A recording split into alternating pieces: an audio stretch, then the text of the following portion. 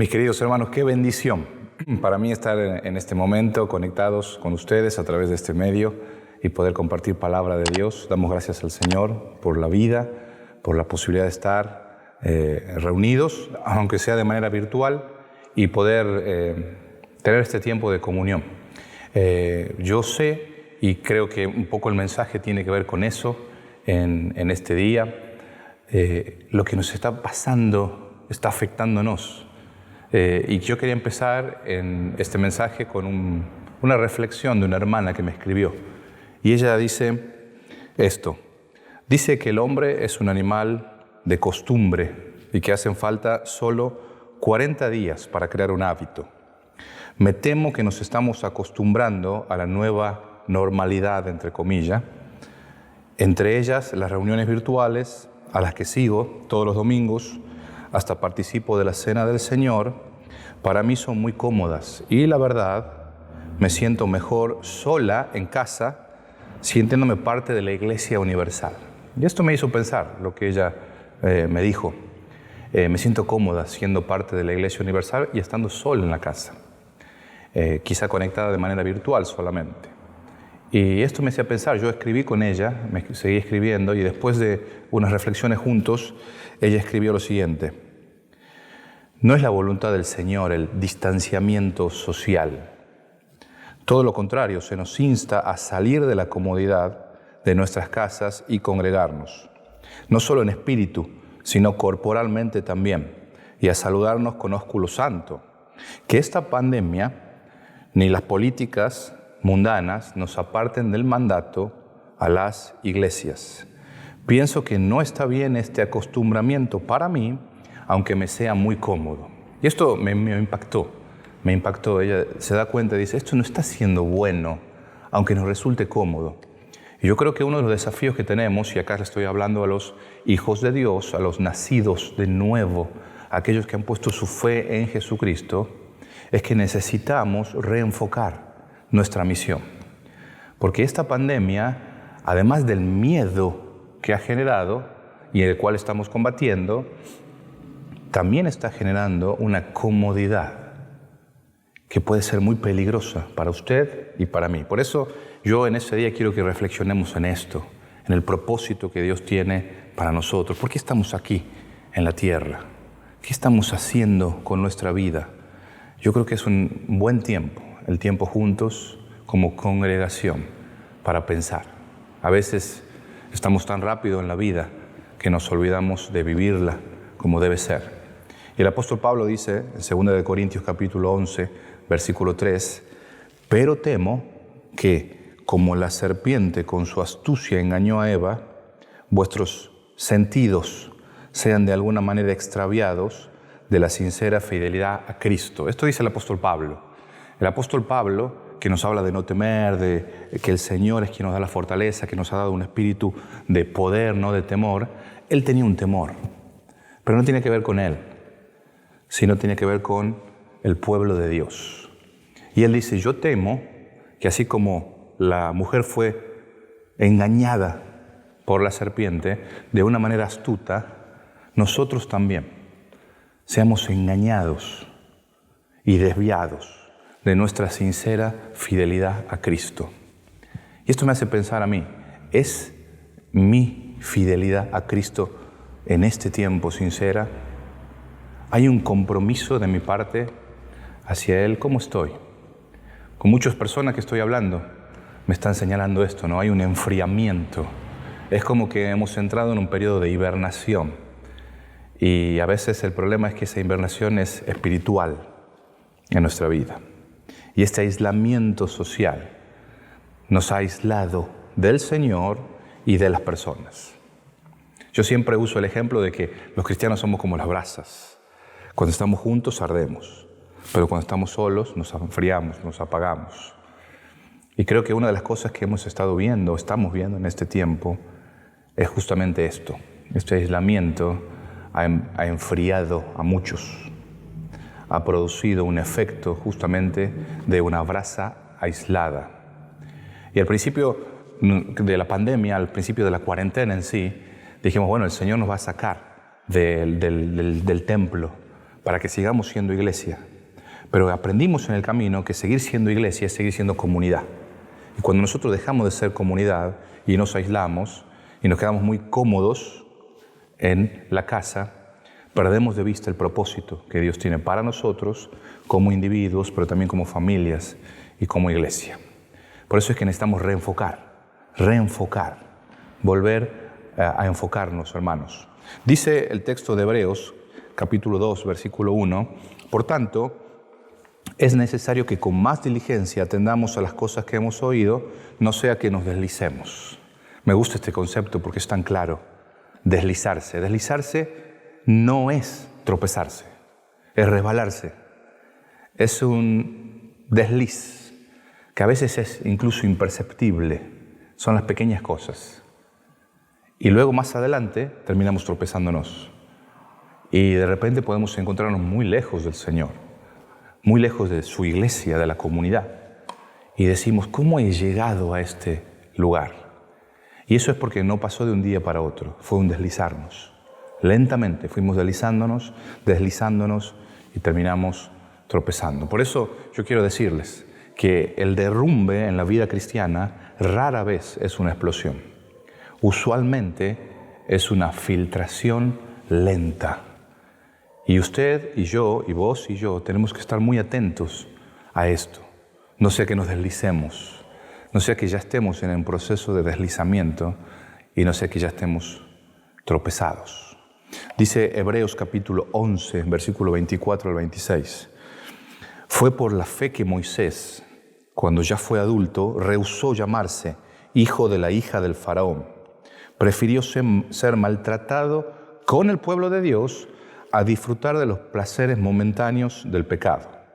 Consideró que era mejor sufrir por causa de Cristo que poseer los tesoros de Egipto, pues tenía puesta la mirada en la gran recompensa que recibiría. Este es un texto que me impacta, porque Moisés rehusó privilegios, rehusó vivir en una condición social, económica, etcétera, buena aquí en la tierra, porque había un propósito superior. Él tenía puesta la mirada más allá. Y dice esta traducción, la Nueva Traducción Viviente, tenía la mirada puesta en la gran recompensa que iba a recibir de parte de Dios. Él eligió al pueblo de Dios antes que la comodidad. Porque había un propósito, había una misión, había algo mucho más grande que él mismo que había que cumplir. Yo quiero decirles en este día que aquel que tiene un por qué vivir puede enfrentar cualquier cómo vivir. Aquel que tiene un por qué vivir se puede enfrentar a todos los cómo vivir. Y no hay pandemia, no hay problema económico, no hay problema social, financiero, familiar que nos pueda detener, porque tenemos un por qué vivir. Tenemos una misión, un propósito. Y si hay algo que está claro para el Hijo de Dios en la Biblia, es que Dios tiene un propósito para cada uno de nosotros. Proverbios 16:4 dice eso. Todo lo creado por el Señor o toda obra del Señor tiene un propósito. Así que cada uno de los que está escuchando este mensaje, y me incluyo ahí, tenemos un propósito. Dios nos ha diseñado con un propósito. Y lo más importante para nosotros es que podamos cumplir ese propósito. ¿Cuál es el propósito que Dios tiene para ti? ¿Cuál es el propósito que Dios tiene para mí? Efesios capítulo 2, versículo 1 al 3 es muy fuerte y dice, antes, y acá está hablando hijos de Dios, ustedes estaban muertos a causa de su desobediencia y sus muchos pecados. Vivían en pecado igual que el resto de la gente, obedeciendo al diablo, el líder de los poderes del mundo invisible, quien es el espíritu que actúa en el corazón de los que se niegan a obedecer a Dios. Todos vivimos así en el pasado, siguiendo los deseos de nuestras pasiones y la inclinación de nuestra naturaleza pecaminosa. Por nuestra propia naturaleza éramos objeto del enojo de Dios, igual que todos los demás. Había una vida sin propósito, sin dirección, sin sentido. Y dice que era siguiendo o obedeciendo al diablo, ese poder o el príncipe de la potestad del aire, como dice otra traducción. Y cuando las personas dicen yo hago lo que quiero, realmente es un engaño. O estamos obedeciendo a Dios o estamos siguiendo a este príncipe de la potestad de las tinieblas. Y vivíamos así, en las pasiones, como dice aquí el texto bíblico, en las inclinaciones de nuestra naturaleza pecaminosa, sin Cristo, sin esperanza. Pero luego el texto habla de la maravillosa promesa y la maravillosa realidad del Evangelio. Versículo 8. Dios los salvó por su gracia cuando creyeron. Ustedes no tienen ningún mérito en eso. Es un regalo de Dios.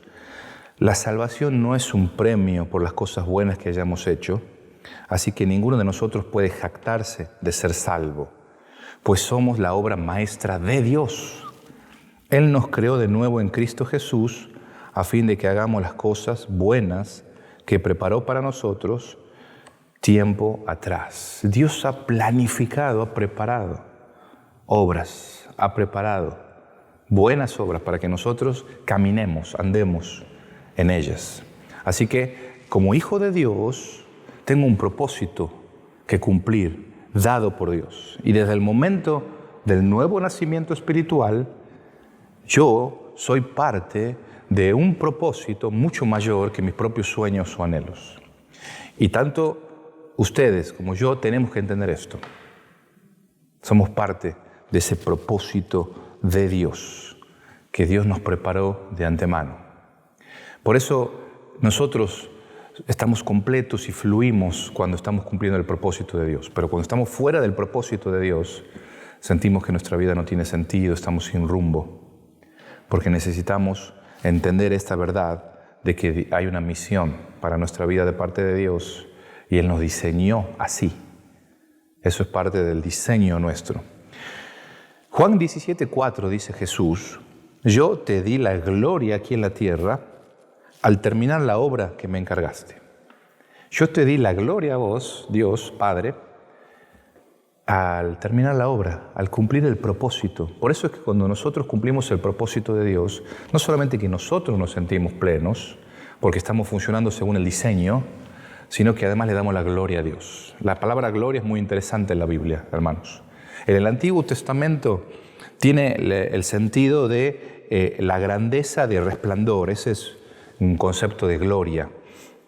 Y luego en el Nuevo Testamento la palabra esta significa honor, dignidad, alabanza, adoración. Todo esto está indicado. Así que cuando hablamos de gloria o de glorificar a Dios, estamos hablando de un reconocimiento de nuestra parte de su grandeza, de su poder.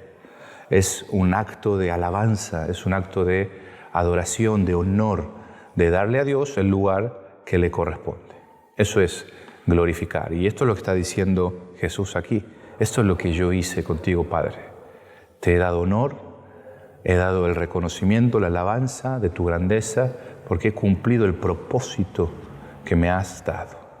Así que cuando nosotros cumplimos el propósito de Dios, estamos dándole gloria a Dios. Pero no solamente eso, no es solamente que Dios nos ha diseñado con un propósito y nosotros fluimos o nos sentimos completos cuando cumplimos ese propósito.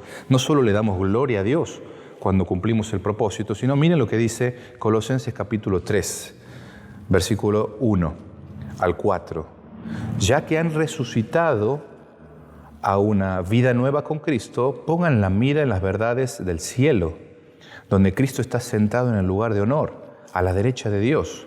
Piensen en las cosas del cielo, no en las de la tierra, pues ustedes han muerto a esta vida y su verdadera vida está escondida con Cristo en Dios. Cuando Cristo, quien es la vida de ustedes, sea revelado a todo el mundo, ustedes participarán de toda su gloria. Si ustedes han resucitado, o ya que han resucitado con Cristo, tienen que poner la mirada en las cosas de arriba, con los pies en la tierra, pero con la mirada en el cielo, como dice esta frase de nuestra Universidad de Tucumán. Con los pies en la tierra, pero con la mirada en el cielo. Vivir de esta forma, vivir como lo que dice la Biblia que somos. Somos ciudadanos del cielo. Y en esta tierra estamos siendo peregrinos y extranjeros. Y mientras estamos aquí en la tierra, lo que nosotros vivimos refleja nuestros valores. No es lo que nosotros decimos, sino lo que nosotros hacemos. Por eso yo quiero que pensemos en este día. ¿En qué estoy invirtiendo mi vida? ¿En qué estoy invirtiendo mi tiempo? ¿En qué estoy invirtiendo mis recursos en este momento, en esta pandemia, en esta cuarentena? Nosotros podemos elegir los principios bíblicos, ¿no? Y poner la mirada en el cielo. O podemos elegir los valores del mundo, esos que son humanos, egoístas, donde solo tiene que ver con nosotros. Y nosotros buscar estar bien, y nosotros, y nosotros, y nosotros. O yo, solamente. Y entonces perdemos de vista el propósito que Dios tiene. De que Dios no quiere hacer solamente algo en mí, sino también a través de mí, a otros. Y yo le compartí un mensaje a los hermanos hace unas semanas y decía, por haberse multiplicado la maldad, Mateo 24, el amor de muchos se enfriará. Este es un desafío que tenemos, porque la iglesia es sal y luz. La iglesia es columna y baluarte de la verdad. Y hasta que la iglesia cumpla su propósito, el inicuo no se va a poder manifestar, porque el Espíritu Santo a través de la iglesia es quien lo detiene, como dice 2 de Tesalonicenses. Así que tenemos una misión y un propósito muy importante que cumplir. Somos sal y somos luz. Tenemos una misión. Y Hechos capítulo 20 es el ejemplo del apóstol Pablo sobre esto. Hechos capítulo 20, versículo 18 al 24, me gustaría que leamos juntos. Porque Pablo se está despidiendo de los ancianos, de los responsables, de los pastores que estaban trabajando en la zona de Éfeso. Y entonces cuando él está yendo a Jerusalén, les pide que se acerquen para darles unas palabras de despedida. Y estas palabras solemnes y profundas traspasan el tiempo y llegan hasta nosotros y nos desafían a nosotros. Dice así: cuando llegaron, Pablo declaró: ustedes saben que desde el día que pisé la provincia de Asia hasta ahora, he hecho el trabajo del Señor con humildad y con muchas lágrimas. He soportado las pruebas que me vinieron como consecuencia de las conspiraciones de los judíos. Nunca me eché para atrás a la hora de decirles lo que necesitaban oír, ya fuera en público o en sus casas. He tenido un solo mensaje para los judíos y los griegos por igual: la necesidad de arrepentirse del pecado, de volver a Dios y de tener fe en nuestro Señor Jesús. Versículo 22. Ahora estoy obligado por el Espíritu a ir a Jerusalén. No sé lo que me espera allí. Y note el versículo 23. Solo que el Espíritu Santo me dice que en ciudad tras ciudad me esperan cárcel y sufrimiento. Pero mi vida no vale nada para mí a menos que la use para terminar la tarea que me asignó el Señor Jesús. La tarea de contarles a otros la buena noticia acerca de la maravillosa gracia de Dios. ¿Qué te pasa cuando lees estas palabras? ¿Qué le pasa a usted? Porque cuando a mí yo las leo, se me genera algo adentro, ¿no? Qué coraje, qué valentía, qué claridad. Dice, yo tengo un propósito y mi vida no vale nada si no cumplo ese propósito. El propósito que Dios me ha dado, no lo que yo quiero hacer, no lo que otros me dicen que haga, es lo que Dios me está pidiendo que haga. Y si yo no lo hago, mi vida no vale nada. Es un propósito y entonces estoy enfocado. Y me vienen problemas, me vienen pruebas, me vienen dificultades. Me están diciendo el Espíritu Santo que viene sufrimiento, pero no me importa porque tengo un propósito que cumplir. Qué tremendo este ejemplo para nosotros que fue el apóstol Pablo. Dios nos ha asignado una tarea para nosotros y tenemos que cumplirla, hermanos. Tenemos que cumplir esa tarea.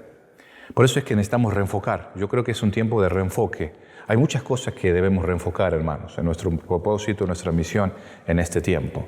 No dejar que esta cuarentena nos enfríe el corazón y nos separe del propósito de Dios, nos aleje del propósito de Dios. Me gustaría solo mencionar tres reenfoques que tenemos que hacer, que estoy observando en mi propia vida y en la vida de mis hermanos.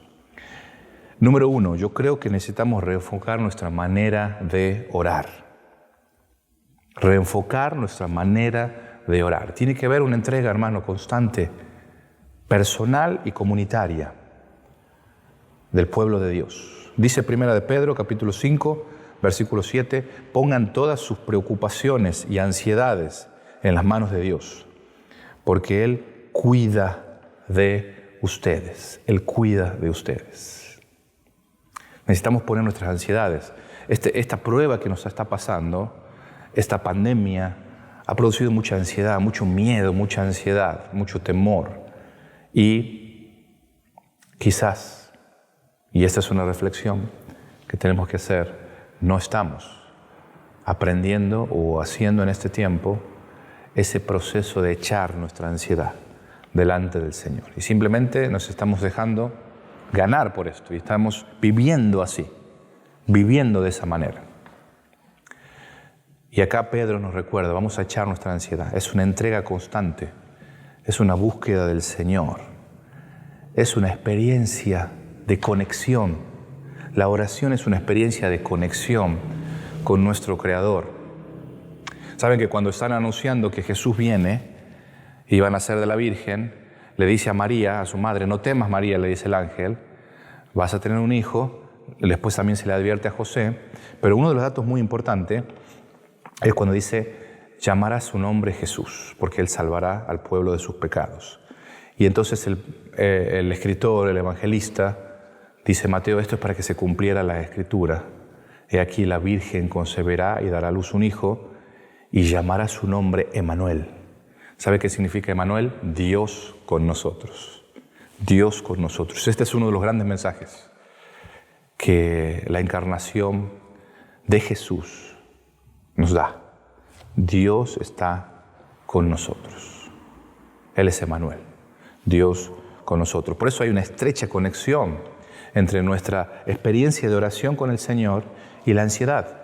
Dice Filipenses 4, 6 al 7, no se preocupen por nada. En cambio, oren por todo. Díganle a Dios lo que necesitan y denle gracias por todo lo que Él ha hecho. Así experimentarán la paz de Dios, que supera todo lo que podemos entender. La paz de Dios cuidará su corazón y sus mentes mientras vivan en Cristo Jesús. Por eso la responsabilidad nuestra, la de ustedes, la tuya y la mía, es una entrega constante. Es una entrega constante. Y creo que necesitamos en nuestra propia vida un compromiso con la oración, un reenfoque. Y necesitamos como iglesia, hermanos, un reenfoque en la oración. Necesitamos, porque la oración es lo que nos conecta con el Señor, es lo que nos permite ponernos en la brecha también por lo que está pasando. Por eso yo creo que las oraciones de iglesia, la oración comunitaria que hacemos, tiene que recibir un avivamiento en este tiempo. Cada uno de nosotros tiene que tomar un compromiso y empezar a ser parte, de la forma que sea, pero empezar a juntarnos a orar y empezar a pedir al Señor. El texto de Ezequiel es muy fuerte porque Dios dice, yo busqué a alguien que se ponga en la brecha, entre el pueblo y yo para que no lo destruya, y no encontré, no hubo nadie que se ponga, que establezca ahí un muro de justicia, un muro de búsqueda del Señor. Nosotros podemos hacerlo, nosotros debemos hacerlo. Debemos reenfocarse la oración, hermanos. En segundo lugar, no solamente reenfocar la oración, sino también reenfocar nuestra alabanza, nuestra adoración al Señor. Específicamente estoy hablando acá de nuestro canto al Señor. Nuestro tiempo comunitario y personal de alabanza al Señor. Una de las cosas que me dolió, pero que me doy cuenta que es verdad, un hermano me decía que él percibía que las reuniones, estas virtuales, cuando nosotros compartimos alabanza, a veces simplemente es cantar, pero no estamos adorando al Señor. Estamos viendo un grupo que está tocando y estamos cantando, pero no hay adoración al Señor. No hay un corazón que se abre. A veces simplemente estamos ahí y estamos viendo lo que está pasando, estamos escuchando, pero no estamos nosotros participando, no nos estamos comprometiendo con esto. Y usted sabe que la música y el canto es algo muy importante en la experiencia de la iglesia. De hecho, lo fue para el pueblo de Israel, y lo es. Lo fue y lo es para la iglesia, porque esa experiencia no solamente nos permite expresar nuestra fe, los cantos, sino también encontrar fortaleza en el Señor. Esa es la experiencia de los salmistas. Los salmistas, los salmos que nosotros tenemos, son canciones. Son canciones donde el escritor de esa canción podía expresar su fe en el Señor y a la vez también recibir fortaleza de parte del Señor. Por eso Pablo y Silas, cuando estaban en Hechos 16, 25 en la cárcel, ellos están ahí metidos en la cárcel de más al fondo, y cerca de la medianoche dice la palabra de Dios que ellos estaban cantando al Señor, alabando al Señor, en medio de la prueba, en medio de la dificultad. El Salmo 30, versículos 11 y 12 dice: Tú cambiaste mi duelo en alegre danza, me quitaste la ropa de luto y me vestiste de alegría, para que yo te cante alabanzas y no me quede callado. Oh Señor mi Dios, por siempre te daré gracias. Por eso es que cantar se volvió una parte vital de la experiencia comunitaria, desde el principio en la iglesia del Señor. Mira lo que dice Efesios 5, 19. Cantando salmos e himnos y canciones espirituales entre ustedes y haciendo música al Señor en el corazón. En el corazón. Necesitamos reenfocar, hermanos, la alabanza al Señor. Como personas y como iglesia también. Tenemos que volver a esta experiencia. Miren, en nuestra propia experiencia, piénselo un poco, algunos de los momentos más íntimos, más especiales, más tiernos que nosotros hemos vivido con el Señor, están muchas veces relacionados con algún canto. Hay uno, por ejemplo, que me decía un joven: esta canción, cuando yo la canto, yo siento que yo estoy hablando de mi propia experiencia. Cuando habla una de las canciones de un amor sin condición. Y ese Dios que deja a las 99 y va por mí, dice la canción, citando al pasaje bíblico. Y este joven me decía: eso es mi experiencia. Cuando yo canto eso, yo siento que eso es mi realidad. Como Dios deja y me busca. Y no hay sombra que no alumbre, no hay pared que no derribe, etcétera, etcétera. Es el Señor. Necesitamos, hermanos, un reenfoque. ¿Cómo está su adoración al Señor? Su alabanza, su tiempo de cantar. No solo individual, sino comunitariamente al Señor. Y en tercer lugar, para terminar, no solamente un reenfoque en nuestra oración, en nuestro canto, sino también en nuestro servicio al Señor. En eso que Él nos ha dado para hacer.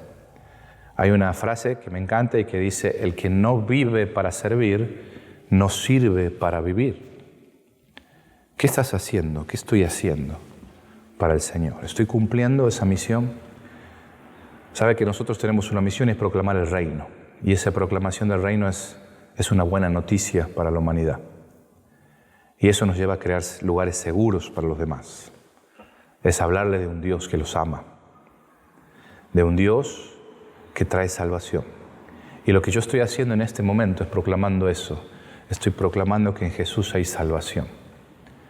Y si hay alguien aquí que me está escuchando y no tiene esa seguridad del amor de Dios, del perdón de Dios, de la salvación de Dios en su vida, yo en este momento estoy proclamándote que no hay otro nombre bajo el cielo dado a los hombres en que pueda ser salvo, solo en Jesús.